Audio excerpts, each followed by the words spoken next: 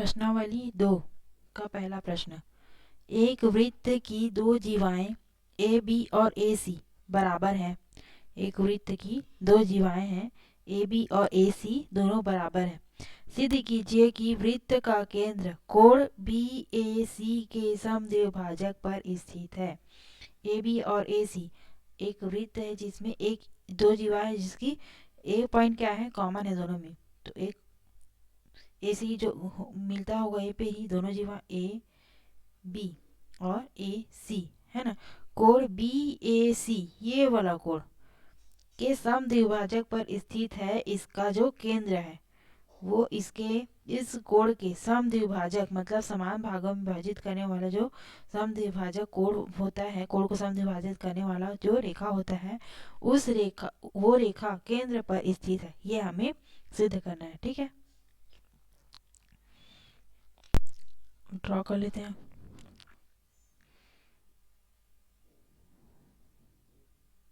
ये एक वृत्त है, इस पर दो जीवा है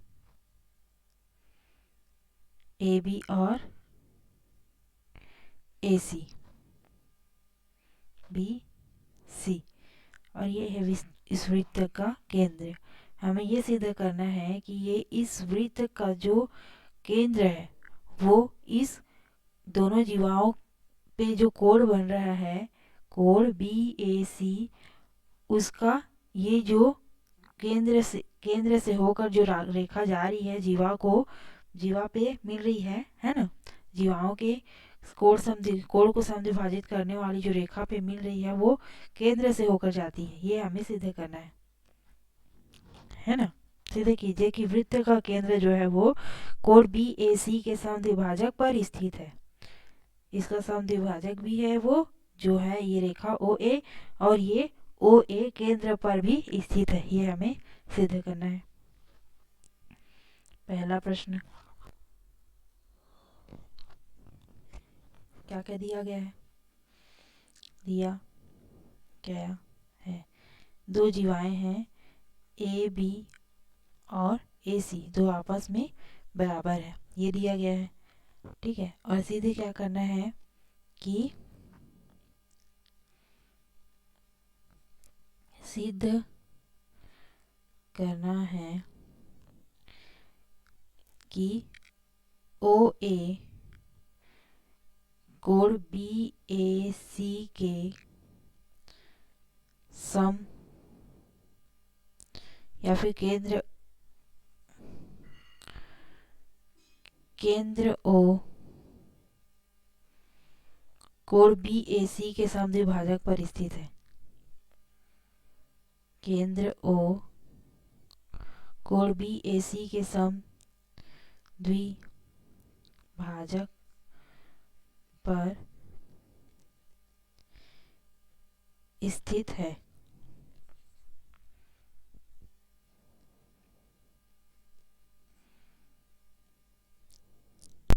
समद्विभाजक ओ ए है ना, समद्विभाजक ओ ए पर स्थित है। हमने क्या किया, केंद्र ओ को ओ से ए को मिलाया। ठीक, और दो कोण बन गए यहाँ पे।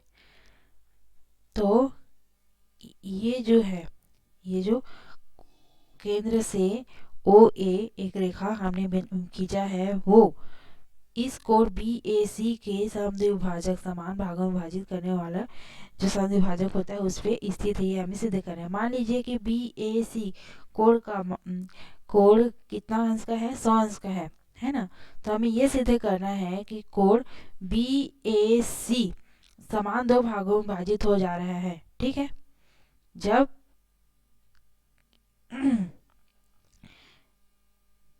एक समद्विभाजक हम खींच रहे हैं तब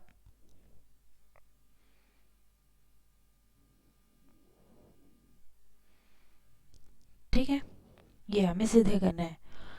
तो बी ए ओ बराबर है ओ ए सी के, 100 अंश का है तो ये 50 अंश, ये 50 अंश, ये हमें सिद्ध करना है। क्या करेंगे, ओ बी और ओ सी को मिलाएंगे। तो दो कोण हमें आपस में बराबर लाना है, तो जब त्रिभुज बनेगा तभी तो, है ना। और क्या क्या को मिलाया, ओ बी व ओ सी को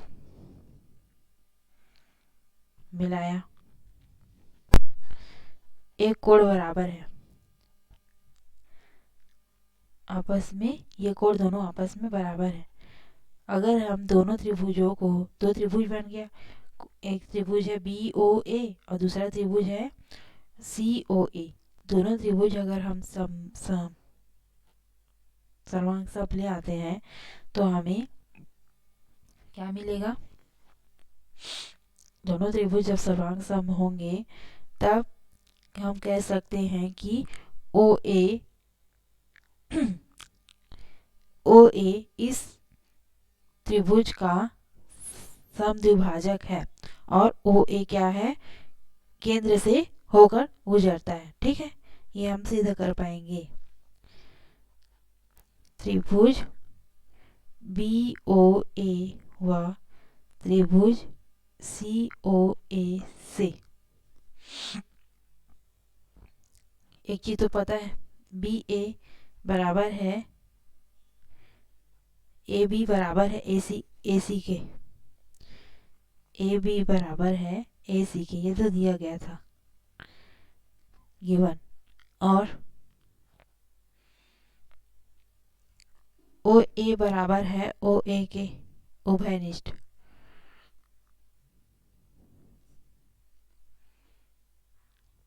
और ओ सी बराबर है ओ बी के, दोनों ही क्या है, वृत्त की, एक ही वृत्त की त्रिज्या।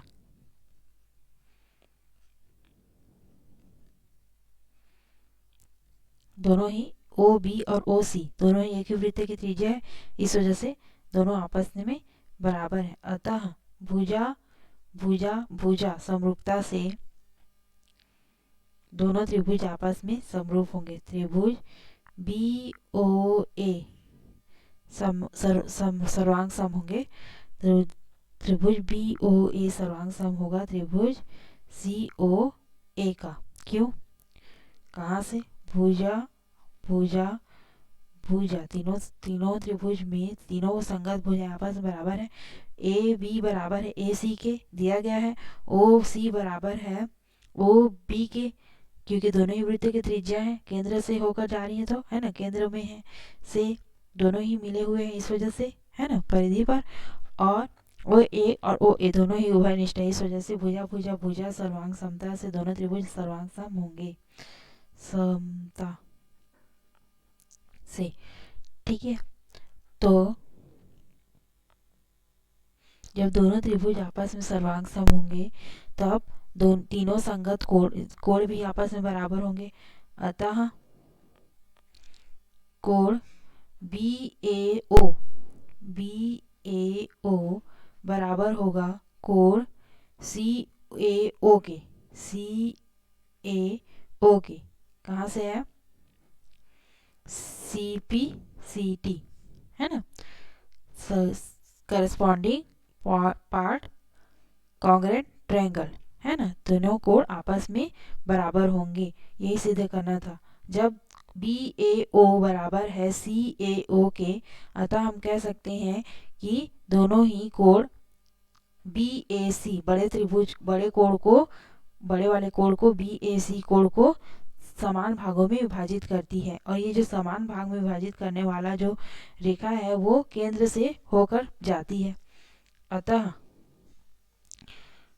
कोण बी ए सी को ओ ए समद्विभाजित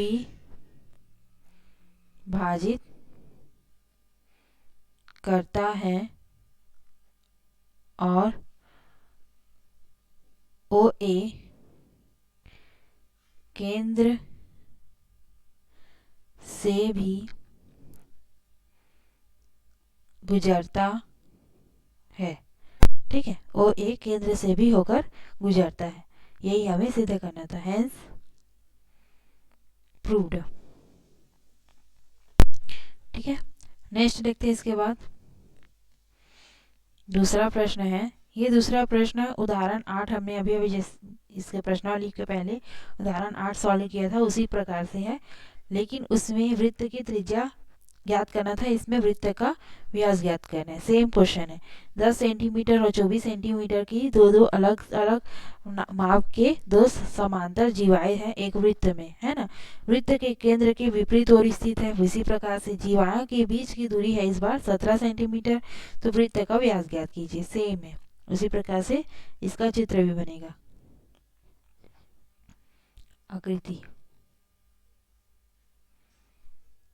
ये एक वृत्त है जिसका केंद्र है O, दो जीवाएं हैं ए बी और C D, A B C D, दोनों जीवाओं के अलग अलग माप है, 10 सेंटीमीटर और 24 सेंटीमीटर, है ना। दोनों समांतर हैं और केंद्र के विपरीत ओर, ऊपर एक स्थित है तो दूसरा नीचे में, है ना। जीवाओं के बीच की दूरी है 17 सेंटीमीटर।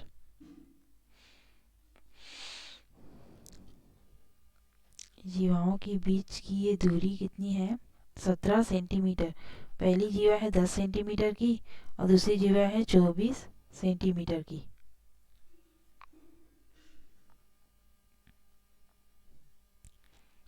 सत्रह सेंटीमीटर, दोनों बीच जीवाओं के बीच की दूरी 17 सेंटीमीटर है। तो क्या ज्ञात करना है? वृत्त का व्यास ज्ञात करना है ना। पहले तो त्रिज्या निकालेंगे, तो त्रिज्या का जस्ट उल्टा क्या होता है, सॉरी जस्ट दुगुना व्यास, 2 गुना त्रिज्या का 2 गुना व्यास होता है ना। सॉल्व करते हैं जो जो दिया गया उस प्रकार से। दूसरा प्रश्न दिया है, एक वृत्त है जिसकी 2 जीवाएं हैं। वृत्त की जीवाएं हैं, कौन कौन सी है? A B is equal to 10 centimetre और C D is equal to 24 centimetre, है ना। और जीवाओं के बीच की दूरी है 17 सेंटीमीटर। हमें ज्ञात क्या करना है? वृत्त का व्यास, ये हमारा क्वेश्चन है, ठीक है।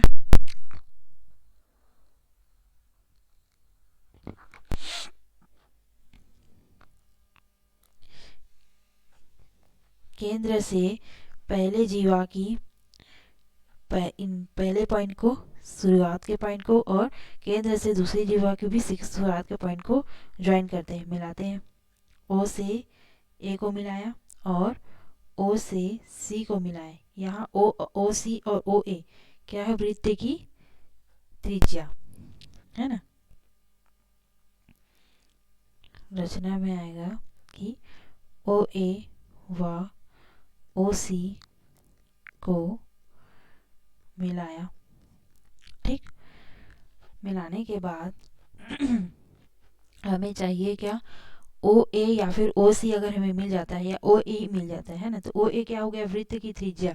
अगर वृत्त की त्रिज्या मिल जाती है तो इसको 2 गुना वृत्त का व्यास मिलेगा, है ना। तो हमें चाहिए ओ ए, और क्या दिया हुआ है? ए से लेकर बी तक की दूरी दी गई है ना। पूरी जीवा दी गई, जीवा की दूरी है ए बी। इस जीवा को समान 2 भागों में विभाजित करने वाला लंब है ओ एम। ओ एम लंब है ओ बी ए बी पर, और ये भी केंद्र से होकर लंब है ना। तो जब लंब डाला गया है केंद्र से किसी जीवा पर, तो वह लंब क्या कर देता है? समद्विभाजित कर देता है जीवा को। ए एम बराबर हो जाएगा एम बी का, है ना। जब ए बी कितना है? 10 सेंटीमीटर, तो ए एम हाफ हो जाएगा जस्ट उसके, 5 सेंटीमीटर होगा। तो ए एम पता चल गया 5, और यहाँ एम से लेकर ये एन मान लेते हैं, ये वाला पॉइंट को। सी डी पर जब लंब डाला गया है केंद्र से, उसको मान लेते हैं जीवा पर कौन से पॉइंट पे मिला है, वो एन पर, है ना। तो एम से लेकर एन तक की दूरी 17 सेंटीमीटर दी गई है। ओ से लेकर एम कैसे निकालेंगे? मान लेते हैं कि ओ से लेकर एन की दूरी है x सेंटीमीटर और पूरा m से लेकर n तक की दूरी 17 सेंटीमीटर है, तो o से लेकर m को हम क्या मान सकते हैं, 17 माइनस x। ठीक है, तो ओ ए हमें मिल जाएगा। ठीक है,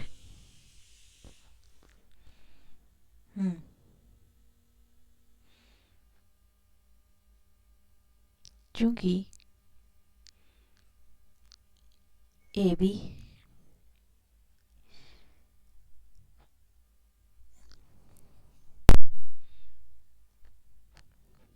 ओ एम लंब है ए बी पर, अतः A M is equal to M B होगा, जो कि क्या है, पूरी जीवा का हाफ है। ए एम और एम बी दोनों हाफ हाफ में डिवाइडेड है। ए बी का मान की दूरी है 10 सेंटीमीटर, तो ए एम कितना मिल जाएगा, A M is equal to 10/2 means 5 centimetre. ठीक, अब त्रिभुज ओ एम ए से पाइथागोरस प्रमेय लगाने पर ओ ए का स्क्वायर, कर्ण का square is equal to O M का स्क्वायर प्लस ए एम का स्क्वायर।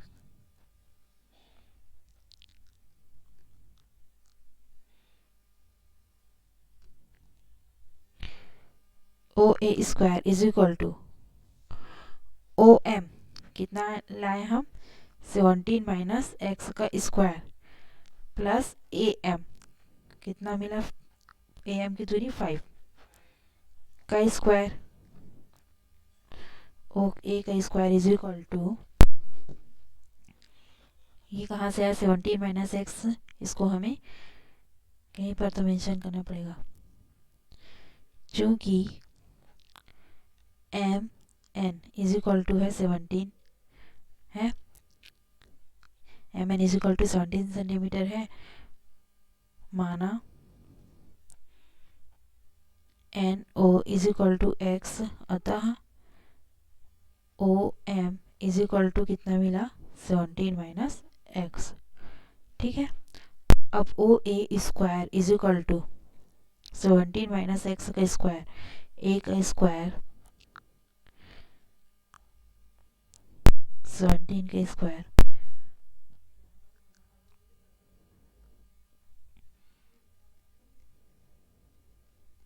सात सौ 49 की 9 हासिल में आ गया, 4 7 1 7 4 7 8 9 10 11 और 17 9 8 2 289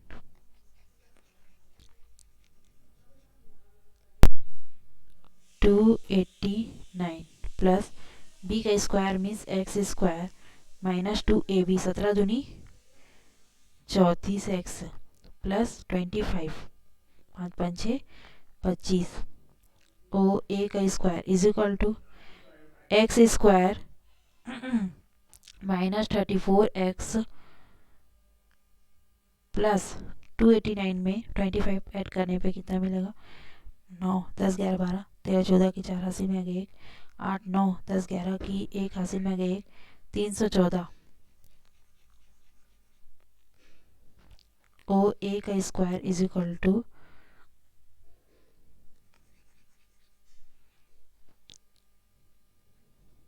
योग समीकरण 1।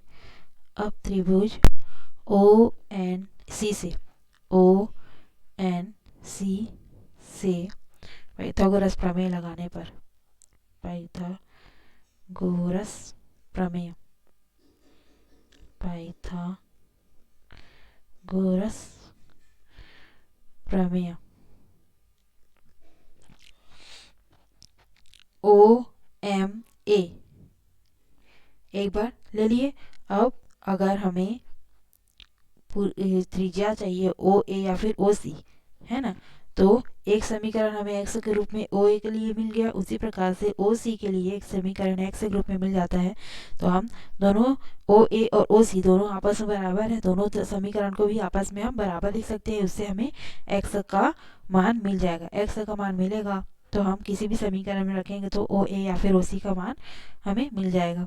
ठीक है, तो त्रिभुज ONC से पाइथागोरस प्रमेय लगाने पर कर्ण का वर्ग मीन्स OC का स्क्वायर इज इक्वल टू लंब का वर्ग मीन्स ON का स्क्वायर प्लस आधार का वर्ग CN का स्क्वायर OC का square is equal to ON x माने थे स्क्वायर प्लस CN।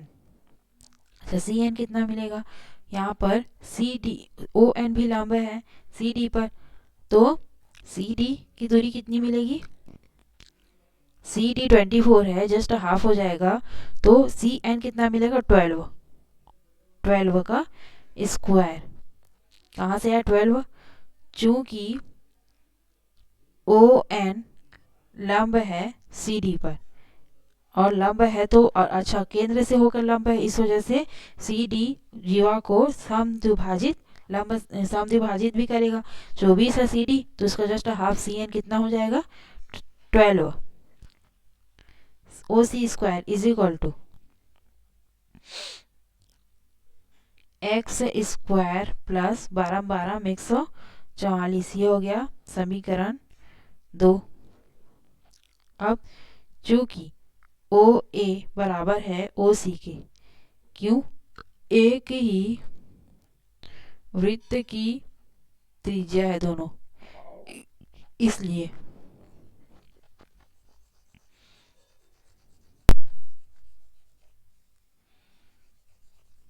दोनों ही क्या है, एक ही वृत्त की त्रिज्या है, इसलिए OC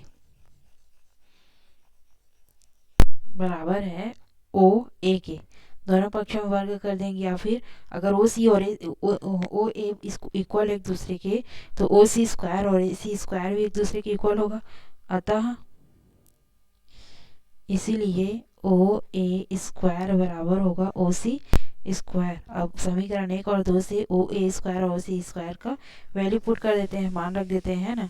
समीकरण 1 और 2 से x स्क्वायर माइनस OA का स्क्वायर का वैल्यू रखेंगे तो x square minus 34x plus 314 बराबर OC स्क्वायर का वैल्यू है x स्क्वायर प्लस 144। कहाँ से है, समीकरण 1 व 2 से, ठीक।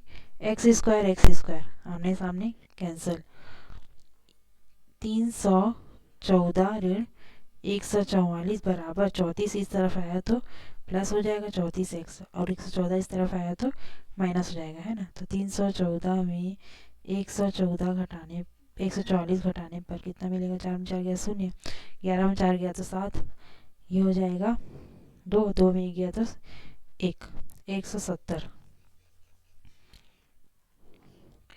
34x बराबर 170, x इज इक्वल टू 170 बटे 34, 17 दूनी 34, 17 दाम 110, 170 और 2 कम 2, 2 5 6 10, x से का मान कितना मिला 5 सेंटीमीटर।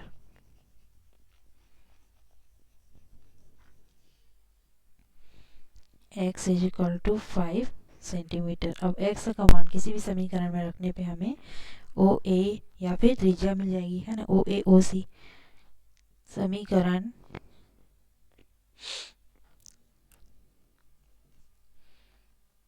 2 में x का मान रखने पर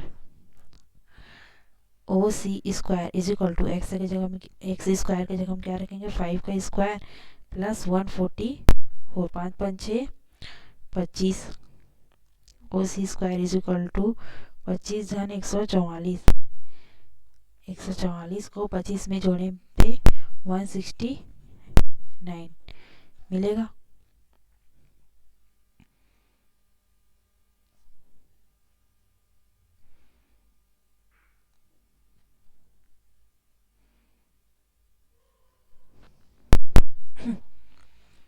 OC square is equal to 169 is equal to OC का स्क्वायर इस तरफ आएगा तो क्या हो जाएगा root over OC is equal to root over 169। Root over 169 का वैल्यू क्या होता है 13, अतः 13 सेंटीमीटर क्या हो जाएगा इसका त्रिज्या इस वृत्त का। और हमें पूछा क्या है व्यास वृत्त का व्यास बराबर क्या होता है, 2 गुणित त्रिज्या। 2 गुना होता है त्रिज्या के, 2 गुणित त्रिज्या आया है, ओसी कितना आया है 13, तो 13 दूनी 26 सेंटीमीटर। अतः वृत्त की का व्यास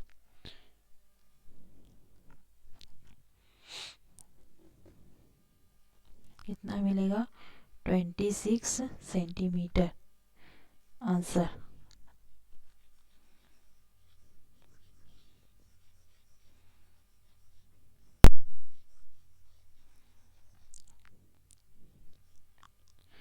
अतः वृत्त का व्यास कितना मिलेगा 26 सेंटीमीटर। यही हमारा उत्तर है। नेक्स्ट देखते हैं इसके बाद।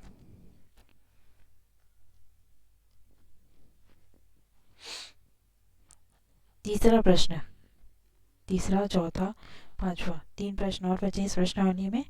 नेक्स्ट क्वेश्चन, थर्ड क्वेश्चन को हम नेक्स्ट वीडियो से देखेंगे, बनाएंगे। और कोई भी डाउट हो तो आप कमेंट बॉक्स में पूछ सकते हैं।